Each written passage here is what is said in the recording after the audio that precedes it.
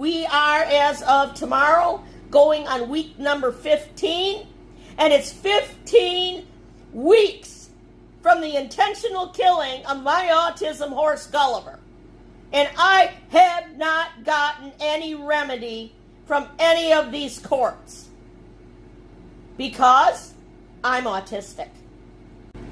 Good morning, all, and this is an update on because I am an autistic adult, I'm not being given the expedited hearing to restore me to my horse farm that I was walked off of by an illegal invalid squatter complaint.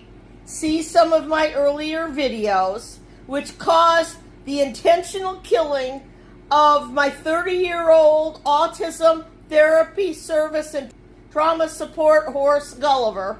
I'm not being given a hearing, and the only reason, by deductive logic, that you can now say it comes down to is because I am an autistic adult living in the ultra-conservative Deep South. Never mind that I am a conservative autistic adult.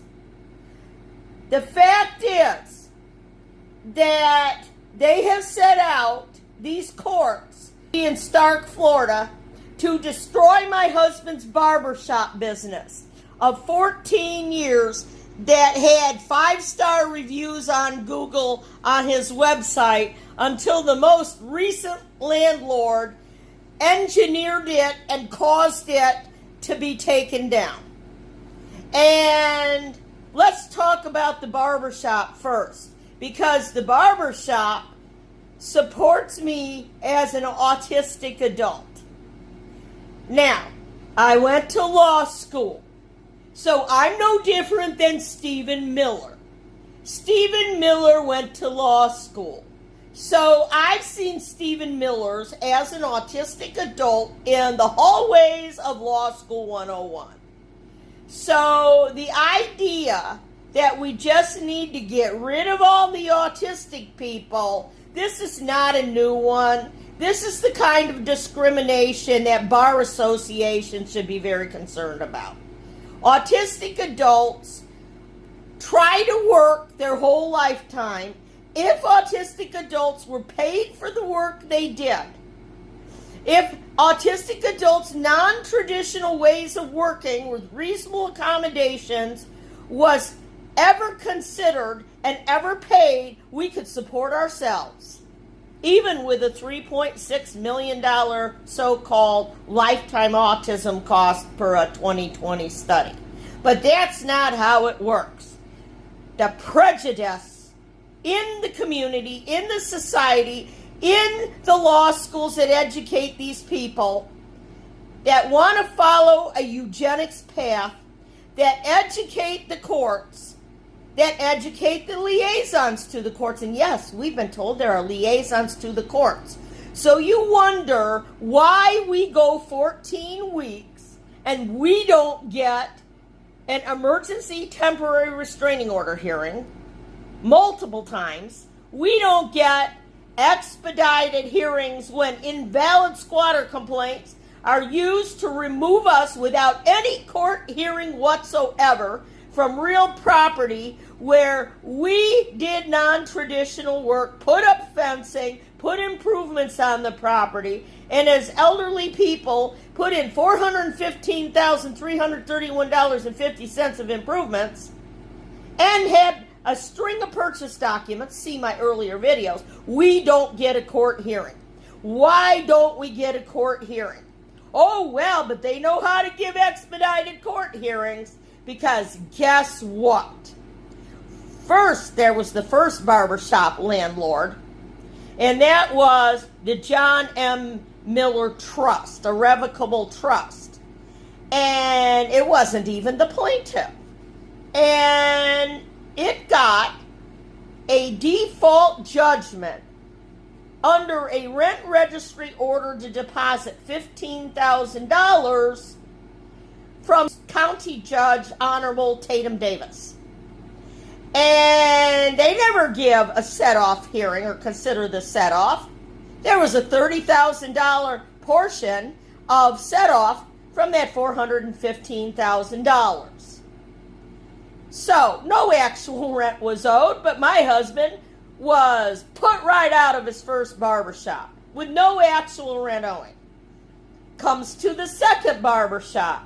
Oh, well, we are an autism family, and I'm an adult autistic person. And if you really want to get to it, the current that runs deep is this neurotypical majority population, including officials in power, want to see elderly autistic adults die. Otherwise, why would you put autistic adults who are elderly out in temperatures of almost 100 degrees in Florida in July and delay along for 14 weeks, and as of Sunday, we're going on the 15th week with no court hearing whatsoever. Oh, but the statute says you get a hearing, an expedited hearing. Oh, you get an expedited hearing, but you only get it if you're neurotypical. If you're an autistic adult, guess what? They take your property, your real property, your horse farm. They destroy your LLC horse business, a business with a residential squatter complaint, so that you cannot earn an income.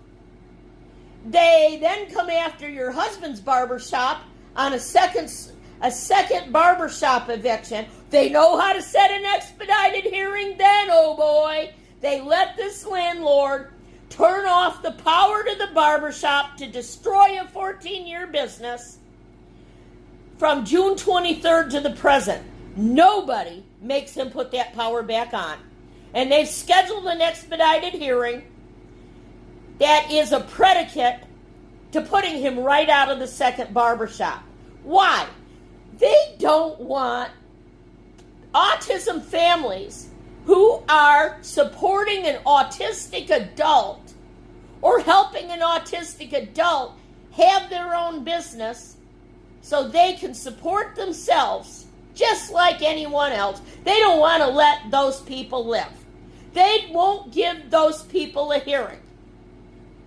And yes, we are told they're a liaison to go around to all the courts, anywhere you put your property, or your business entities, or your trust's property.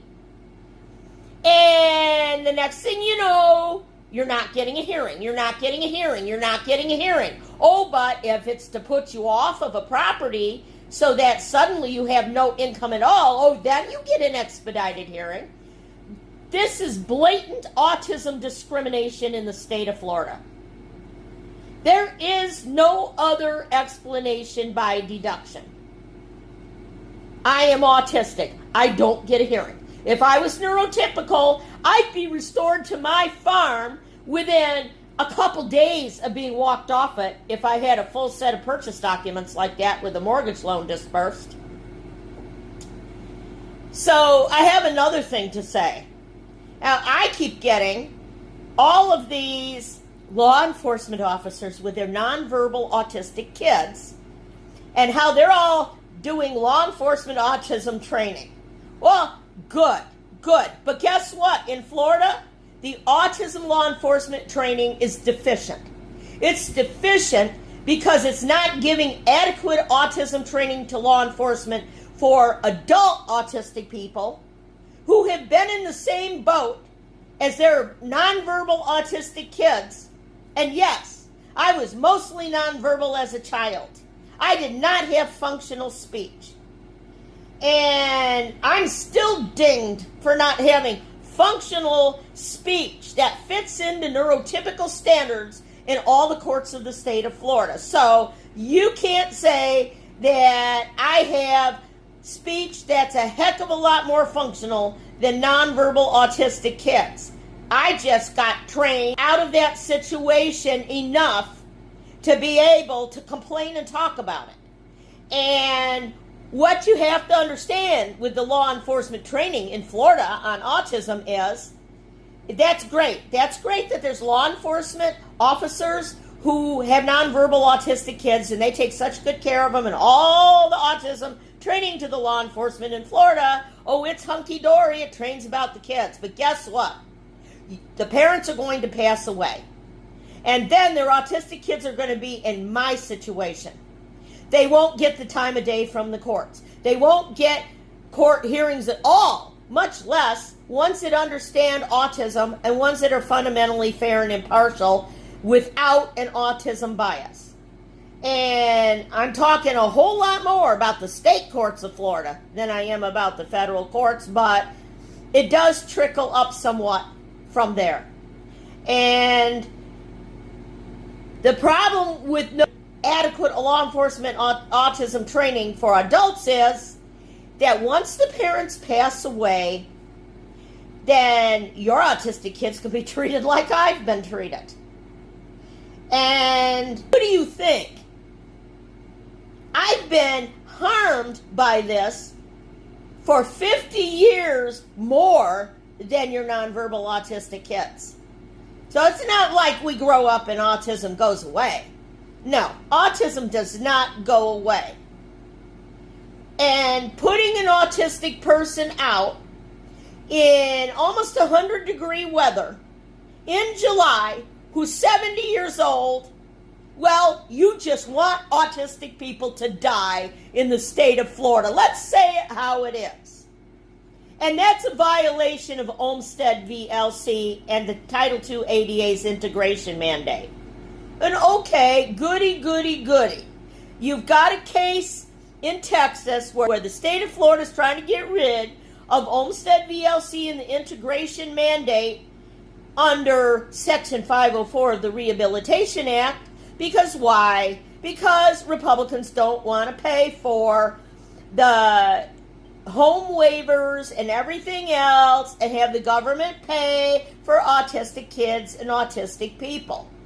But this situation with my federal Olmstead case and my Olmstead challenges over being put off my farm and having every barber shop throw my husband out when no actual rent is owing, my Olmstead challenge to that is a different one.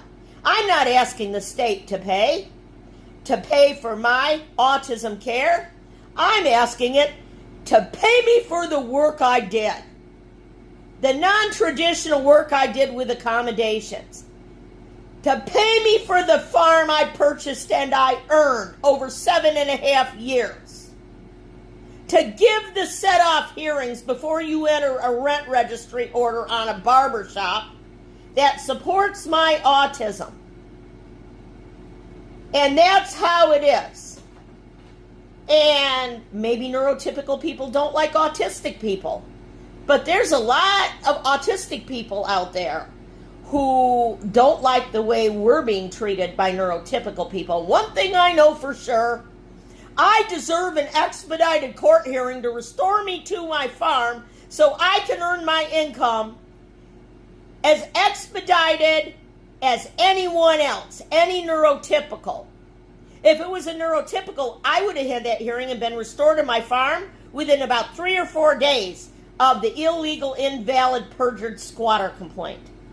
A squatter complaint used on a purchaser of property who put $415,331.50 of their own money and labor over 7.5 years into improvements on the property. What?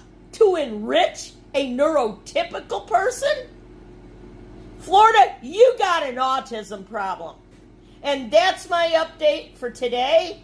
We are, as of tomorrow, going on week number 15. And it's 15 weeks from the intentional killing of my autism horse Gulliver. And I have not gotten any remedy from any of these courts. Because I'm autistic. Thank you for watching.